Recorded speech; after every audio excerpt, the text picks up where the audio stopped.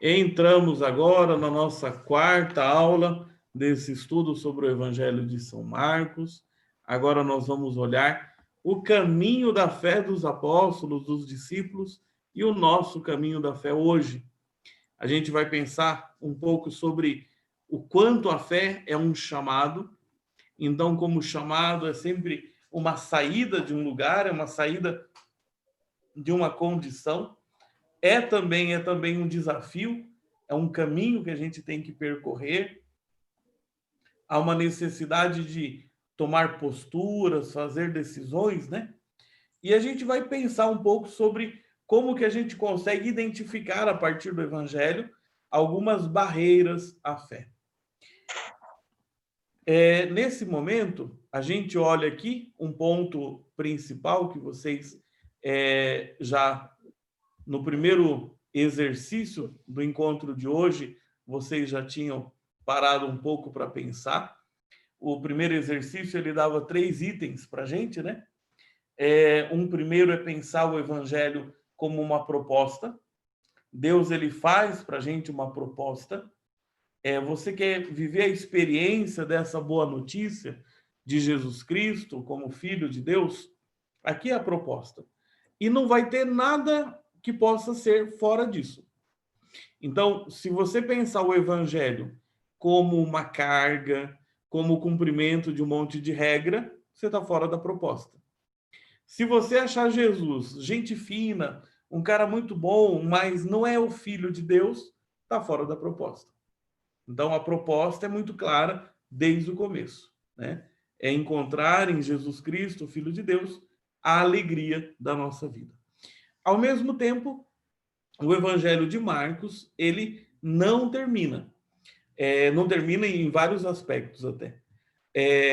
Mas, principalmente, ele quer continuar na nossa vida, na nossa existência. Hoje também nós somos chamados a experimentar a presença de Cristo em nós. Só colocando aqui para eu não me perder. Agora, no nosso caminho, a gente vai encontrar as tentações. Vocês conseguem imaginar essa distância aí desse buraco, desse abismo? É uma distância razoável. Vocês imaginam que se esse homenzinho deitar, a distância e o buraco é um pouco maior que ele mesmo. A gente consegue dar um pulo numa situação dessa? A gente está preparado para enfrentar um obstáculo desse? Então, as tentações, elas vão representar para nós tudo isso que a gente encontra na nossa caminhada. Há tentações que nós mesmos provocamos, e a gente vai ver um pouco essa situação, quando a gente alimenta o que não deve alimentar, e o que a gente devia cuidar, a gente está deixando morrer de fome. Então, o que a gente está cuidando? O que a gente está alimentando? O que a gente está nutrindo?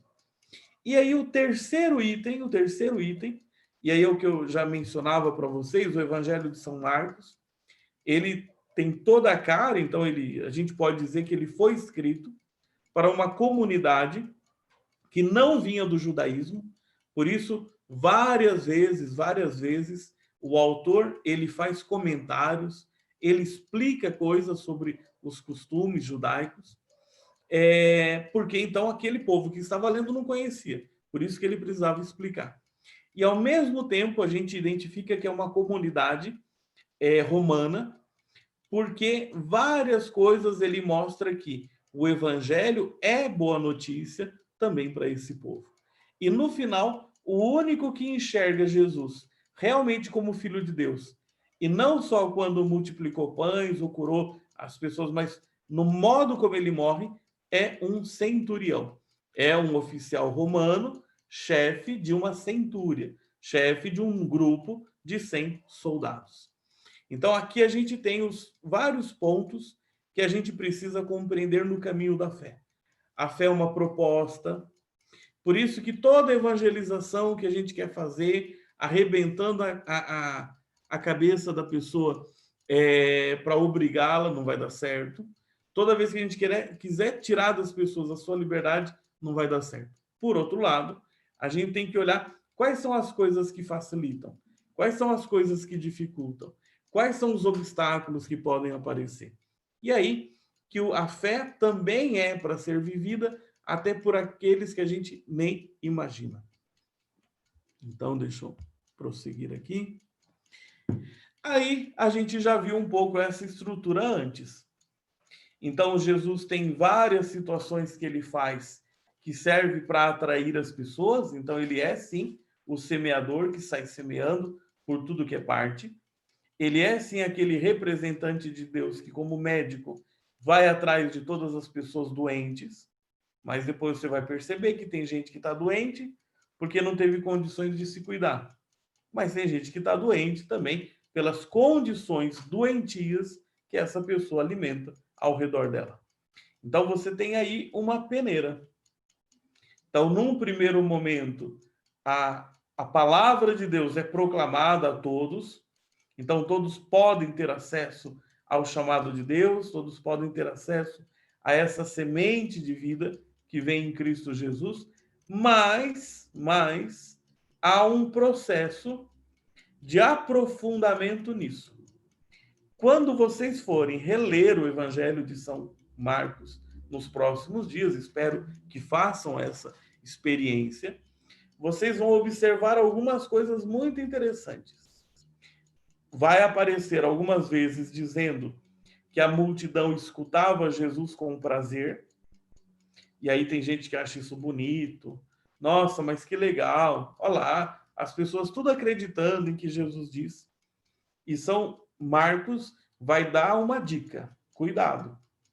Porque ele vai dizer que Herodes também ouvia João Batista com prazer, mas termina mandando matar João Batista. E a mesma multidão que ouvia Jesus com prazer vai gritar depois pedindo a morte do Senhor. Então, tem um filtro. A gente precisa passar por essa, aliás, a gente precisa passar por essa peneira, né? Mas muita gente vai ficar retido nela. E quais são os buraquinhos aí dessa peneira? Então a gente vai entender que a fé.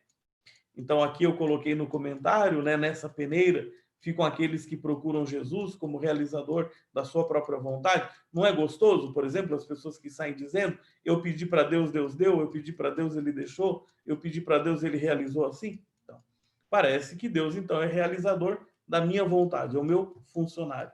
E não é então o meu mestre o que me ensina, não é o meu Senhor o que me dirige, e não é o meu Salvador porque me deixa na situação que eu já estou e acho que nela eu estou muito bem. Então, essa peneira aí atravessa, sobra, então é realmente aquilo que vai ser usado, aquilo que é o fundamental, é o seguimento a Jesus, é a fé, é a renúncia, é a cruz, isso tudo é o discipulado. Então, como eu dizia, numa leitura do Evangelho de São Marcos, você vai ouvir muitas vezes que as multidões ouviam Jesus com prazer. Por outro lado, vocês vão ver que Jesus falava e os discípulos não entendiam. Jesus falava e os discípulos nem tinham coragem de perguntar. Aqui é uma coisa bastante interessante. O que fazia os discípulos, então, ficarem nessa situação toda? Será que Jesus podia fazer alguma coisa por eles? Por que parecia que eles estavam tão próximos e não enxergavam o que precisava ser enxergado? Aí eu vou pedir que vocês abram, por favor, o Evangelho de vocês, no capítulo 10, a partir do versículo 32. Então, aqui vai ser um desses momentos importantes, aliás, importantíssimo dessa peneira. Então, vai acontecer aí o terceiro anúncio da paixão. São Marcos vai mostrar uma coisa assim muito... como que a fé dos apóstolos ela vai se purificando. A fé dos apóstolos ela vai realmente passando por essa peneira. Nesse trecho que a gente vai olhar, a gente tem o terceiro anúncio da paixão. Quando Jesus fala, olha, a gente vai para Jerusalém e o que vai acontecer comigo lá é o meu desfecho final. E toda vez que Jesus fala da sua cruz, toda vez que Jesus fala do seu sofrimento, os discípulos não apenas não entendem, mas como que pode alguém que serve a Deus se dar mal? Como é que pode alguém que serve a Deus sofrer? Como é que pode alguém que serve a Deus não ter poder sobre os seus inimigos? Então, não só eles não entendem, como fazem bobagem. Só para vocês terem uma curiosidade, abram na Bíblia de vocês, Marcos 8, um pouco antes do que a gente está vendo. Então, olha lá, no versículo 31, Marcos 8, 31, você tem o primeiro anúncio da paixão.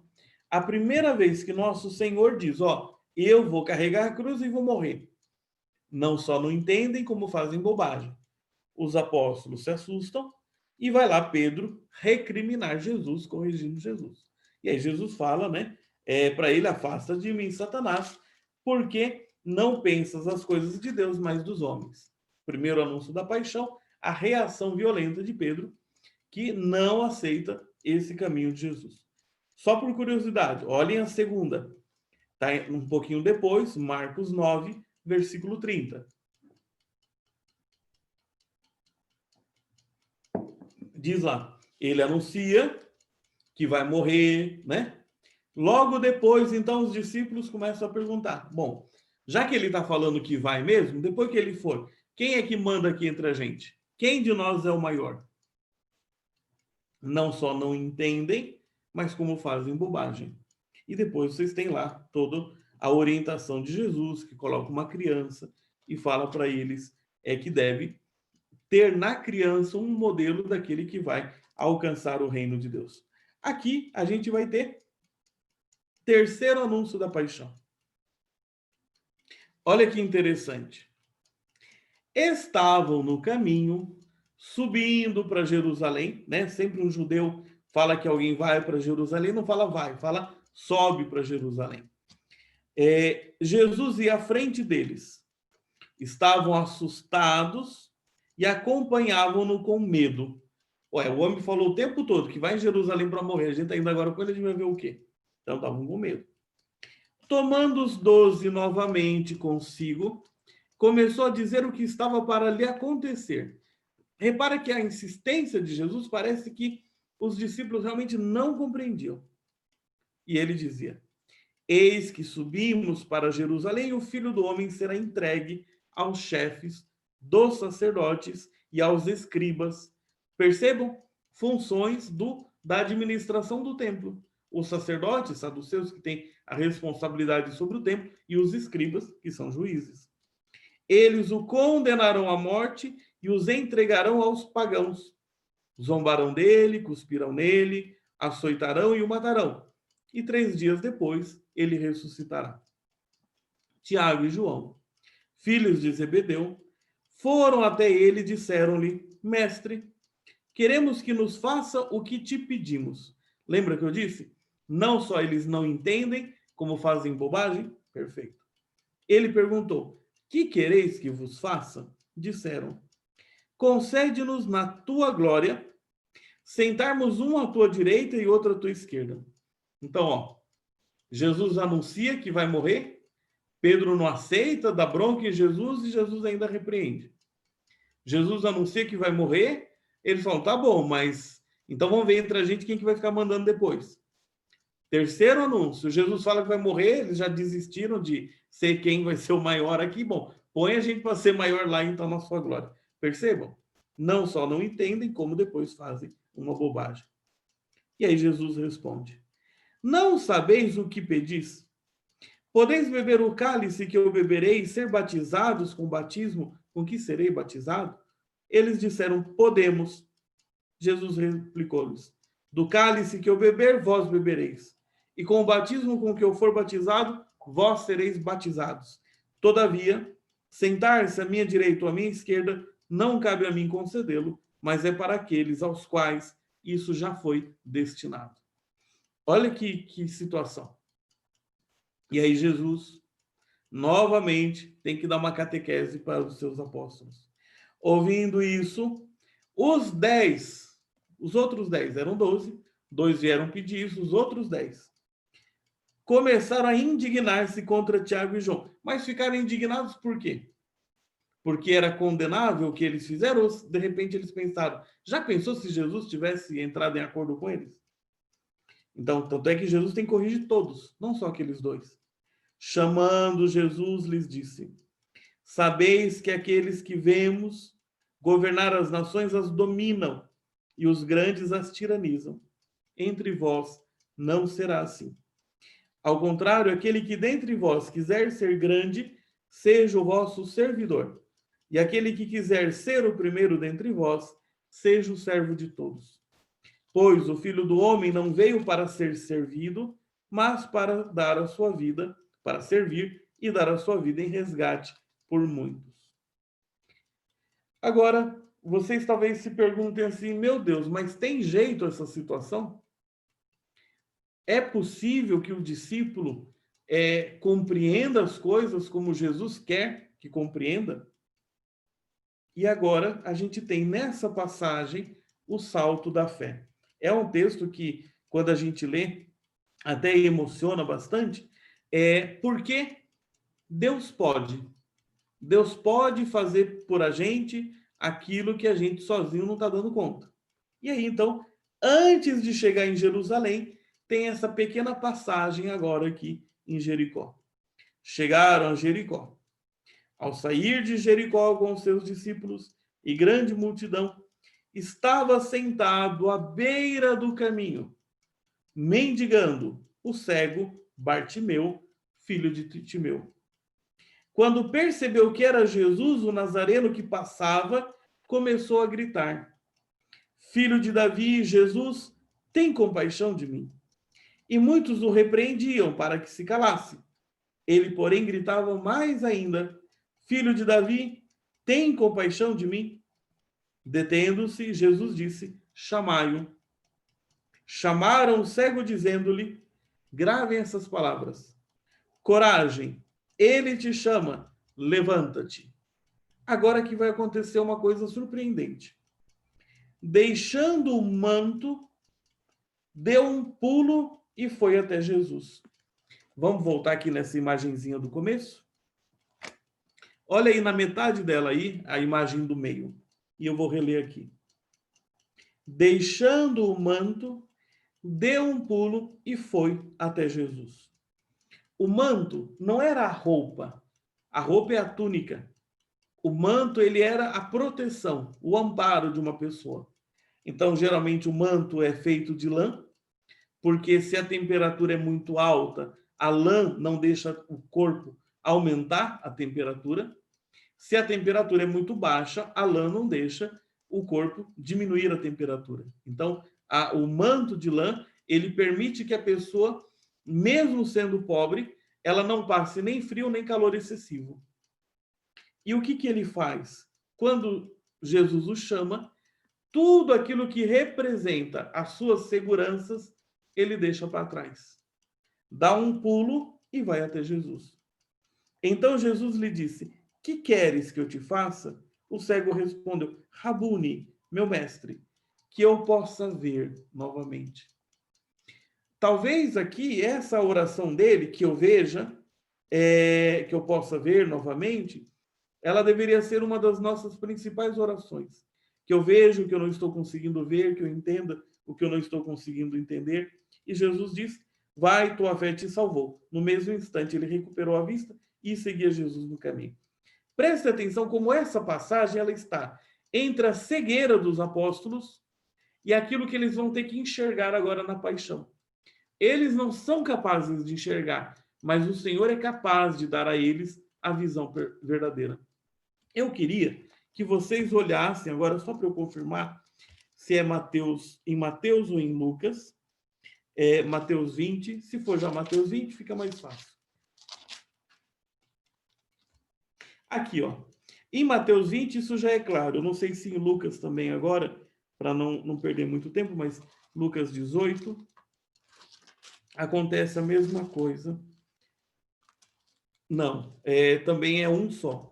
Olha que Mateus, por exemplo, quando fala da cura de um cego em Jericó, antes de entrar em Jerusalém, coloca que eram 2 cegos. os próprios que estavam pedindo a Jesus para um sentar à direita, outro à sua esquerda. Voltando aqui no nosso esquema de pensamento, muitas pessoas vão se aproximar de Jesus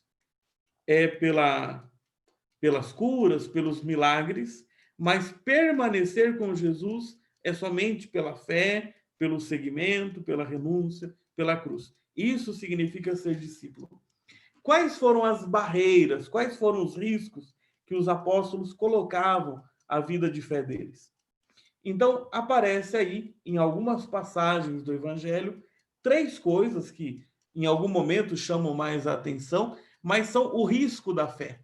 É aquilo que pode impedir a gente de pular no colo de Deus, da gente se lançar nas mãos de Deus. Primeiro, o medo de perguntar. Tem alguns momentos que eles queriam fazer pergunta e não tinham coragem de perguntar. A mãe da gente ia dizer, medo de perguntar tem, mas de fazer coisa errada não tem. Então, a primeira coisa que pode atrapalhar a nossa vida de fé é não fazer a Jesus as perguntas que a gente precisa fazer. Agora, não exija que ele responda do jeito que você quer que ele responda. Então, aprender na oração também colocar as nossas dúvidas nas mãos de Deus, mas não esperar que ele já vá responder do jeito que a gente gostaria. Essa é a primeira coisa. Segunda coisa importante, a necessidade da perseverança, da paciência, a insistência na oração. Esse trecho aí é aquele momento no Jardim das Oliveiras, quando eles acabam adormecendo de sono. Uma das coisas que pode atrapalhar a nossa vida de fé é a gente não dar à oração o lugar devido que ela deve ter na vida da gente. E a terceira coisa é justamente quando Pedro nega Jesus. No fundo, será que ele negava Jesus ou ele negava o que ele não estava enxergando em Jesus? Pensava em Jesus que iria ser o que ele queria e Jesus era o que ele era. Então, às vezes, o que pode atrapalhar a nossa caminhada de fé é a gente querer dizer a Deus como Deus deve agir, dizer a Deus como Deus deve fazer as coisas. Então, um risco muito grande e que a gente deve usar como remédio, deixa Deus ser Deus. Superar o medo de perguntar, ser perseverante, mas deixar que Deus conduza as coisas.